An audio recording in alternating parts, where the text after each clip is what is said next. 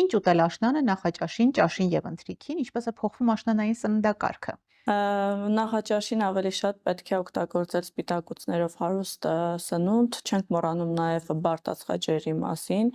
որը հենց հանդիսանում է էներգիայի գլխավոր աղբյուրը, սպիտակուցների հետ միասին իրանք ապահովում են հագեցվածությունը, այո։ Ինչ վերաբերվում է ճաշին, ապա ստեղ ավելի ցանկալի կլինի ավելի կալորիական սնունդ օգտագործել,